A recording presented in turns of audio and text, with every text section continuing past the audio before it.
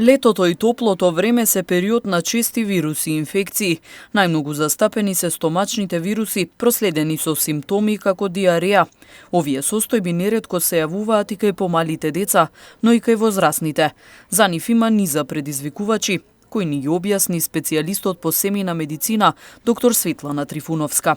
Секогаш диарејата се дели на акутна и на хронична. Кога зборуваме за акутниот аспект на болеста, односно најмногу до 14 дена трае, тогаш зборуваме за акутниот тип. Акутниот тип може да биде предизвикан од многу предизвикувачи, односно типот на вируси, бактерии, габички може да бидат предизвикувачи, дури може да бидат предизвикувачи протозоите, односно тие во својот состав може да влезат и некои неинфективни агенции. Јас тука ќе се задржам само за инфективните агенции.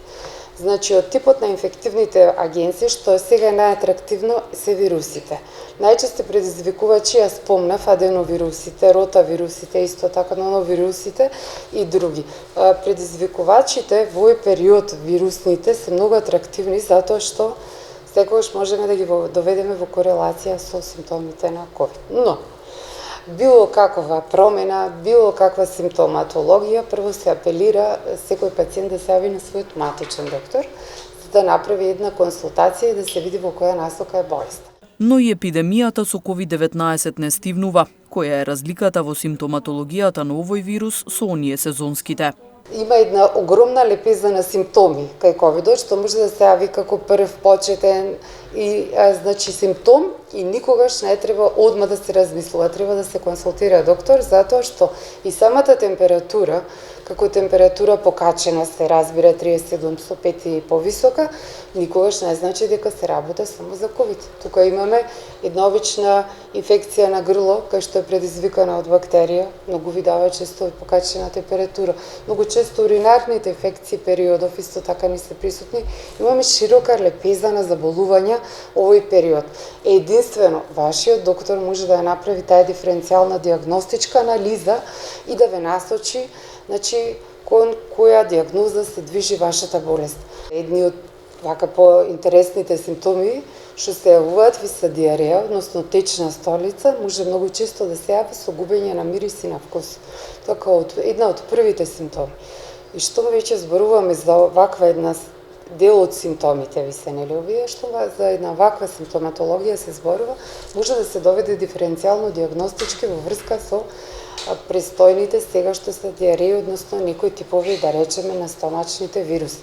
Впрочем, и аденовирусите даваат еден таков клинички аспект на самата болест. Хигиената, избегнувањето на тешка и масна храна, миење и обработка на храната се препораките за заштита од низата вируси и бактерии периодов. Лекарите повторно ги упатуваат и постојаните препораки за заштита на општото здравје, особено сега во време на епидемија. Многу мора да се внимава периодов летен на храната од надвор. Ризични фактори ви се посебно за бактериските салмонели, шигели, камфилобактери, ерсенија и други бактерии кои што предизвикуваат стомачни вируси. ризично нешто ви представуваат сладоледите, потенцијални ви се потоа кремовите на база на млеко, како што се, ајде да не кажувам еклери и некои други благи.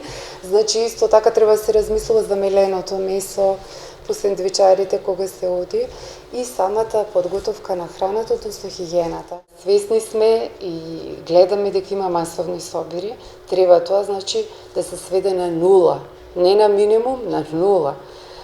И кога се собираат и кога си имаат некакви, значи, и дружења, нека биде на дистанца, нека биде со маска, нека биде надвор.